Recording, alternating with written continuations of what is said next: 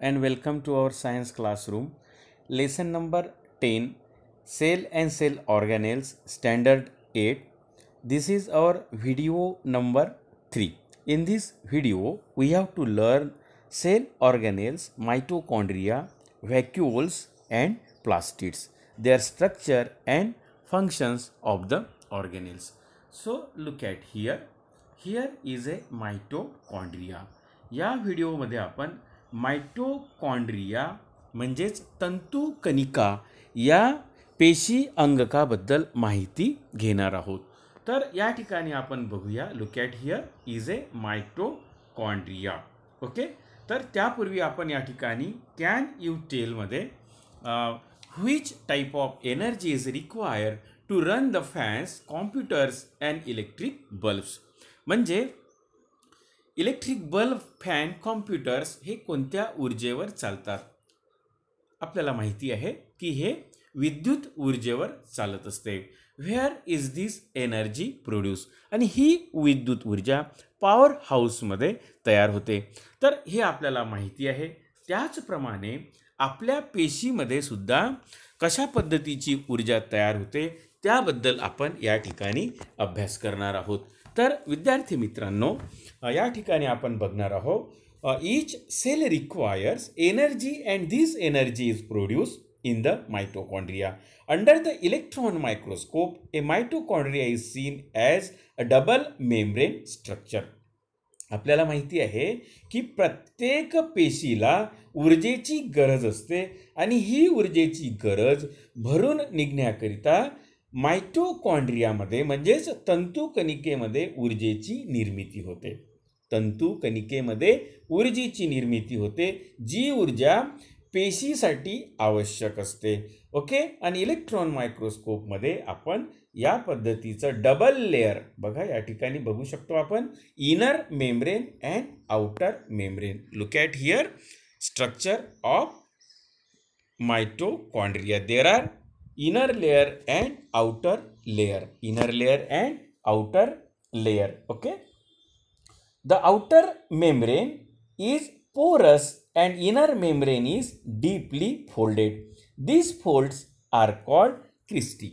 या ठिकाणी आपण बघतो आहे इनर मेम्ब्रेन आणि आउटर मेम्ब्रेन.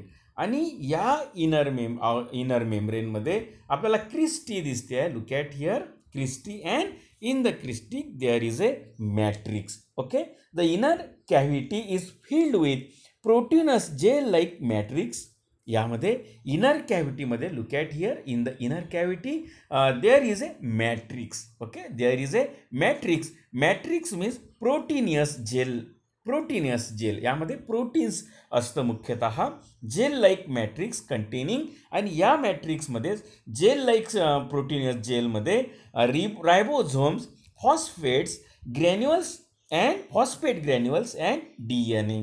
तर हे महत्त्वाचे पेशीच्या वाढीसाठी महत्त्वाचे असणारे घटक यामध्ये असतात. कोणते कोणते घटक असतात यामध्ये? या प्रोटीनियस जेलमध्ये ribosomes, phosphate granules and DNA. Therefore, it can produce its own protein. आणि म्हणूनच DNA असल्यामुळेच हे स्वतःचं प्रोटीन तयार करू शकते mitochondria with the help of enzymes. With the help of enzymes mitochondria oxidise carbohydrates and fats in the cell. अशा पद्धतीनं मायटोकॉन्ड्रिया काय करतात?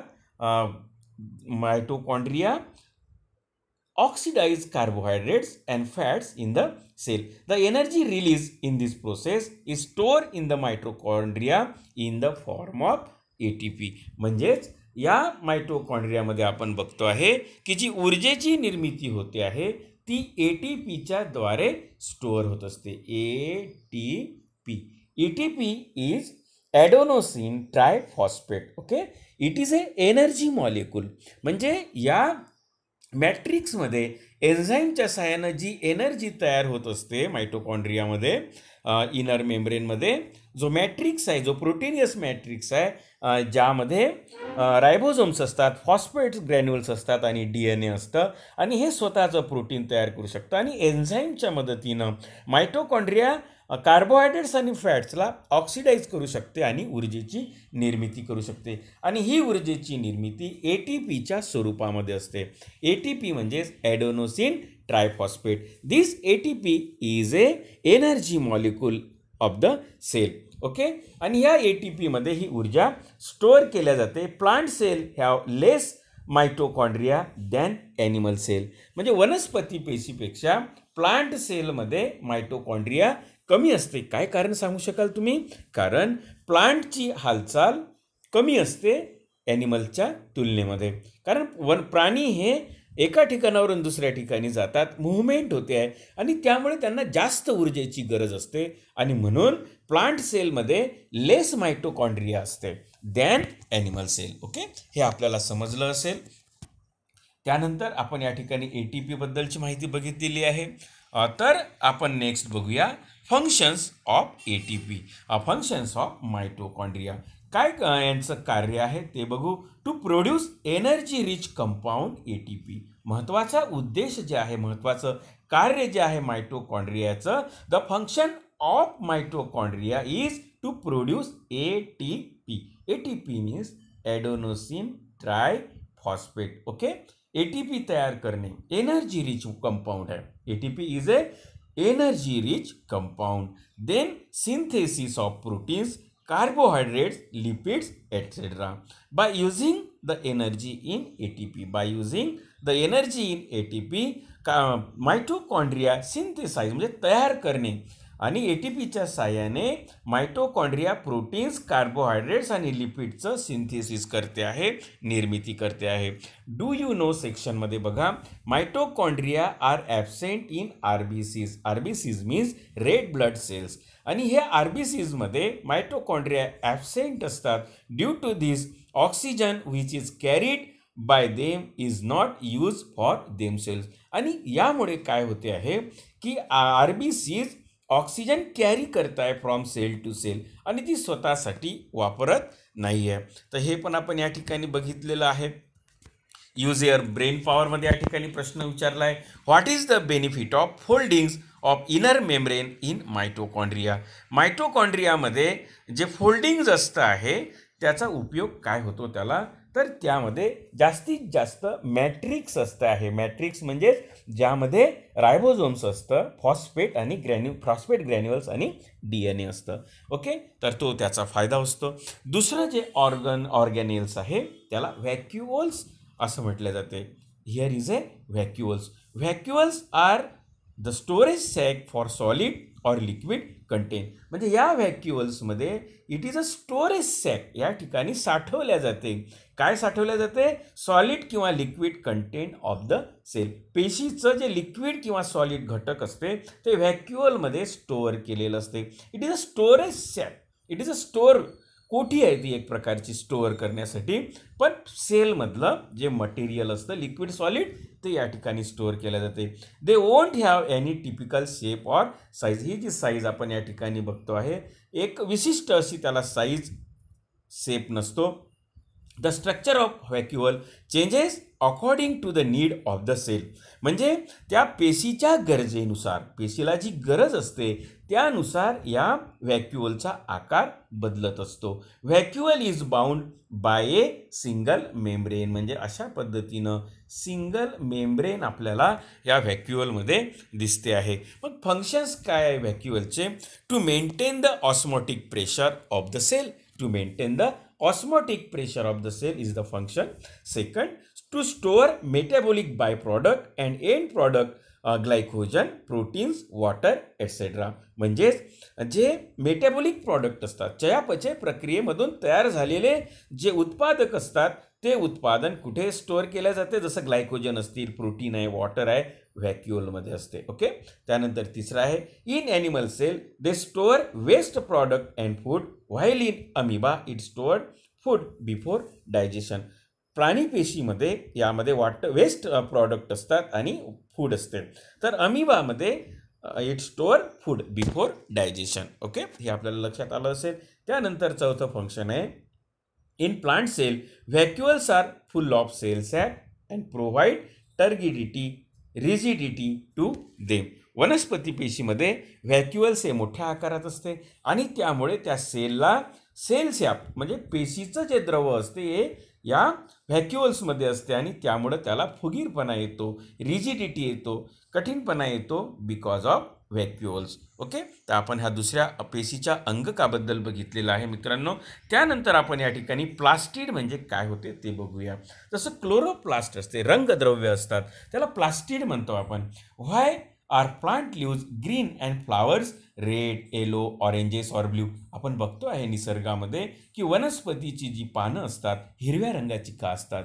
तुमच्या मनामध्ये सुद्धा हा प्रश्न आला असेल की वनस्पतीची पानं हिरव्या रंगाची का असतात आणि फुलं मात्र विविध रंगाची असतात. लाल रंग असेल, पिवळा रंग असेल, ऑरेंज आणि निळ्या रंगाची असते का, काय कारण असेल. The organelles which give such colour is present only in plant cell. हा महत्त्वाचा मुद्दा आहे.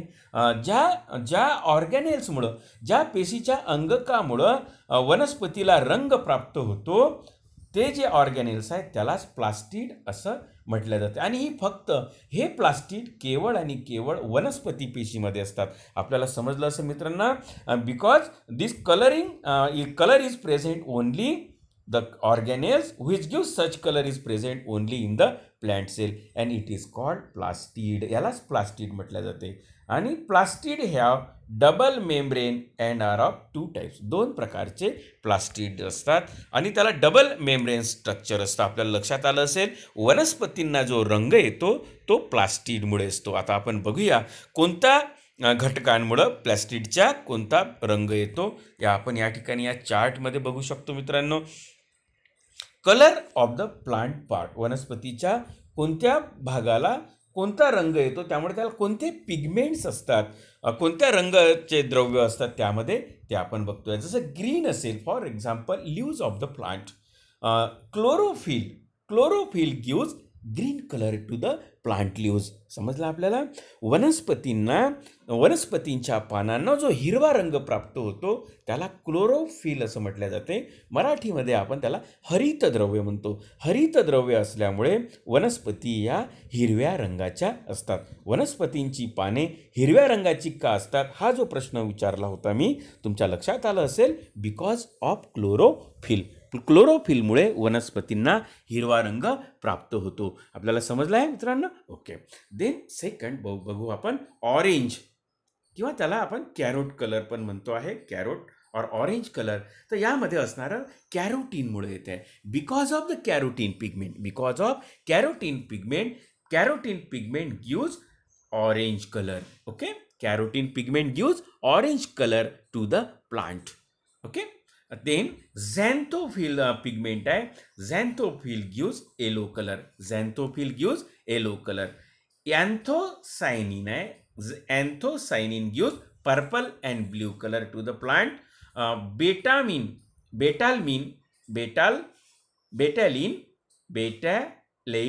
बेटालिन gives डार्क पिंक कलर. उदाहरणार्थ बीट आहे, आपण बीट खाल्लं असेल मित्रांनो. आपण बीट जेव्हा खातो त्यावेळेस बेटालिन्स जे असतं आहे रंगद्रव्य pigment, betalain pigment gives dark pink colour for example beet. Okay, तर या पद्धतीनं colour of the plant part पाहिले आपण आणि पिगमेंट पाहिले. Chlorophyll, carotene, xanthophyll, anthocyanin and betalains are the pigment that gives color, different color to the plant part. For example, green color leaves, oranges carrot, yellow color purple and blue color, dark pink color to the beet. Okay, तर हे महत्त्वाचे घटक आपण या ठिकाणी पाहिले. त्यानंतर ल्युकोप्लास्ट नावाचा घटक असतो. Leucoplast means white or colourless plastid. Leucoplast is a white or colourless plastid. म्हणजे एखाद्या वेळेस वनस्पतीमध्ये रंगहीन त्यांची पानं होतात किंवा त्याला आपण पांढऱ्या रंगाची पानं होतो आहे, तर त्यामध्ये कोणत्या प्रकारचं प्लास्टिड असते, तर ते असते ल्युकोप्लास्ट.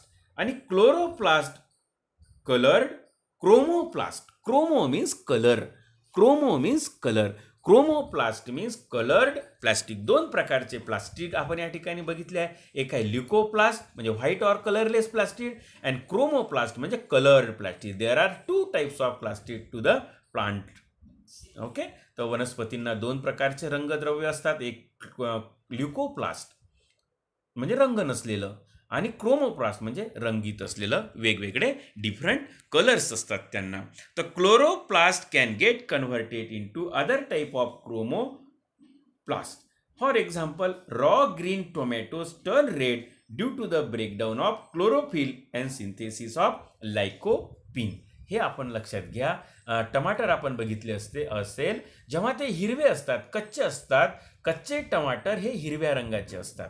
Raw green tomatoes turn red आणि ते जेव्हा पिकतात, after ripening the green colour change into red colour. Breakdown of chlorophyll म्हणजे हिरवे असतात म्हणजे क्लोरोफिल असतात आणि त्यामध्ये लायकोपिन तयार होतो त्या ठिकाणी आणि त्यामुळे त्यांना कलर प्राप्त होतो आहे. Due to synthesis of lycopene. Due to synthesis of lycopene green tomato turn red. Okay, turn red आणि टमाटरचा रंग अशा पद्धतीनं लाल रंगाचा होतो. तर आपण इंटरनेटचा उपयोग फळांचा, फुलांचा रंग, कोणते पिगमेंट्स असतात त्याची पण माहिती आपण घेऊ शकतो. त्यानंतर मित्रांनो या ठिकाणी क्लोरोप्लास्टबद्दल आपण या ठिकाणी अभ्यास करणार आहोत. क्लोरोप्लास्ट म्हणजे हरित लवक ज्याला म्हणतो. तर या ठिकाणी आपण क्लोरोप्लास्टमधलं क्लोरोप्लास्ट बघू शकतो. या ठिकाणी look at here this chloroplast, structure of chloroplast. आपण अशा पद्धतीचं जे क्लोरोप्लास्ट आहे तर रिव्हू प्लांट किंवा क्रोटन प्लांट आपण ऑब्झर्वेशन करू शकतो. Okay, under the compound microscope. जेव्हा शाळा सुरू होईल तर त्यावेळेस आपण हा प्रयोग करू शकतो आहे. रिव्हो किंवा क्रोटोनचं जे आपल्या कुंडीमध्ये प्लांट असतं त्या प्लांटचं पील घेऊन म्हणजे त्याचा पापुद्रा घेऊन आपण कंपाऊंड मायक्रोस्कोपमध्ये आपण क्लोरोप्लास्टचा अभ्यास करू शकतो. या ठिकाणी बघा, look at here chloroplast. Chloroplast are important for the photosynthesis process. आपण बघतो आहे वनस्पतीची अन्न तयार करण्याची जी प्रक्रिया आहे त्याला आपण फोटोसिंथेसिस म्हणतो, प्रकाश संश्लेषण. आणि या प्रकाश संश्लेषण प्रक्रियेसाठी क्लोरोप्लास्ट अत्यंत महत्त्वाचा असा घटक आहे. तर it takes place in the leaves. हे जे क्लोरोप्लास्ट आहे मोठ्या प्रमाणात जे असते आहे तर ते वनस्पतीच्या पानांमध्ये असते. Okay, chlorophyll in chloroplast. Chlorophyll in या ठिकाणी असणारे जे क्लोरोफिल असते, chlorophyll in chloroplast trap solar energy and convert it into the chemical energy. म्हणजे यामध्ये ज्या स्ट्रोमा आणि ग्रॅनम या ठिकाणी आपण बघतोय, स्ट्रोमा आणि ग्रॅनम. लुक ॲट हिअर, स्ट्रोमा आणि ग्रॅनममध्ये असणारे जे क्लोरोप्लास्ट असतं आहे ते काय करतं आहे, सोलर एनर्जी, सूर्यापासून मिळणारी जी एनर्जी असते त्याला सोलर एनर्जी म्हणतोय, ती ट्रॅप करत आहे, त्याला ॲब्सॉर्ब करताय, कलेक्ट करताय त्याला, and solar energy and convert it into chemical energy. It convert into carbohydrates. Okay, आपण बघतो आहे या ठिकाणी stroma in the chloroplast contain enzyme. या ठिकाणी स्ट्रोमा बघतोय आपण. या स्ट्रोमामध्ये काय असते, stroma in the chloroplast contain enzymes, DNA, ribosomes and carbohydrate that are necessary for the photosynthesis. आपण बघू शकतो या ठिकाणी थायलॉकॉइड्स असतात, थायलॉकॉइड, स्ट्रोमा, ग्रॅनम आहे, स्ट्रोमा आहे, थायलॉकॉइड्स आहे, inner membrane, outer membrane and inter membranes space. या दोन मेम्ब्रेनमध्ये, इंटर आणि आउटर मेम्ब्रेनमध्ये या ठिकाणी स्पेस आहे, त्याला इंटर मेम्ब्रेनस स्पेस म्हणतात. थायलॉकॉइड्स आपण बघतो आहे आणि हे स्ट्रोमा आणि हे ग्रॅनम. ओके, तर या ठिकाणी आपण बघितलेलं आहे की आपण बघू या ठिकाणी the function of the chloroplast. काय कार्य आहे क्लोरोप्लास्टचं पेशीच्या सेलमध्ये आहे, सेलसाठी. तर chloroplast convert solar energy to chemical energy. आपल्याला माहिती आहे की आपल्यासाठी सुद्धा ही महत्त्वाची प्रक्रिया आहे. Chloroplast convert solar energy to chemical energy. म्हणजेच फूडमध्ये it convert solar energy, carbon dioxide, water. With the help of this material it produce food, carbohydrates. Chromoplast gives different color to the flowers and fruits. आणि यामधलं जे chromoplast असते, कलरमध्ये असणारे जे काही pigments असतात त्यामुळे फुलांना आणि फळांना रंग प्राप्त होतात. ल्युकोप्लास्ट जे असतात, जे रंगहीन रंगद्रव्य असते, are involved in the synthesis and storage of food like starch, oil and proteins. Starch, oil and proteins यांच्या स्टोरेजसाठी ल्युकोप्लास्ट असते. बघा, क्रोमोप्लास्ट आणि ल्युकोप्लास्ट. क्रोमोप्लास्टमुळं रंग येतो फुलांना आणि फळांना, तर ल्युकोप्लास्टमुळं एनर्जीचं सिंथेसिस होत आहे आणि स्टोरेज होत आहे. Food, starch, food, oil and protein. Mitochondria and plastid can produce protein as well as replicate themselves as they have their own DNA and ribosomes. हा महत्त्वाचा पार्ट आहे मित्रांनो. लक्षात घ्या की मायटोकॉन्ड्रिया आणि प्लास्टिड हे जे पेशी अंगके आहेत, both are the cell organelles. Mitochondria and plastid, they can produce their protein as well as replicate themselves. त्यांच्याच पद्धतीची रिप्लिका ते आवृत्ती तयार करू शकतात. याचं कारण आहे they have their own DNA and ribosomes. त्यांना स्वतःचे रायबोझोम्स आणि DNA असल्यामुळे ते त्याच पद्धतीचं जे प्लास्टिड्स आहे आणि मायटोकॉन्ड्रिया आहे ते तयार करू शकतात, रिप्लिकेट होऊ शकतात, पुन्हा निर्माण करू शकतात. आपण after studying the cell and cell organelles, आपण आता या तीनही व्हिडिओमध्ये आपण सर्व सेल आणि सेलची ऑर्गॅनेल्स पाहिलेली आहे. After studying the cell and cell organelles you must have come to know that all the functions in plants and animal cells are taking place smoothly due to the cell organelles. म्हणजेच यावरून आपण हे लक्षात घेतो आहे की पेशीमध्ये असणारी जी पेशी अंगके असतात त्यामुळेच पेशीचं जे कार्य असते ते योग्य रीतीनं होऊ शकतो. Such develop cells are called as eukaryotic cell. आपण सुरुवातीलाच हा प्रश्न केला होता की there are 2 types of cell, eukaryotic and prokaryotic cell. Eukaryotic cell जे असतात यामध्ये सर्व प्रकारचे ऑर्गन्स असतात. Last year we have studied the prokaryotic cells of bacteria. म्हणजे जे बॅक्टेरिया असतात, सुरुवातीच्या ज्या सेल्स असतात डेव्हलपमेंटल स्टेजमध्ये आपण बघतो आहे की जी इव्हॉल्युशन झालेली आहे, तर सुरुवातीला प्रोकॅरियोटिक सेल्स आले आहे, ओके, आणि नंतर यूकॅरियोटिक सेल झालेला आहे. Let us now compare them. आपण याची तुलना करूया की प्रोकॅरियोटिक सेल आणि यूकॅरियोटिक सेल म्हणजे काय होते. या ठिकाणी एक इन्स्टिट्यूटबद्दलची माहिती आलेली आहे.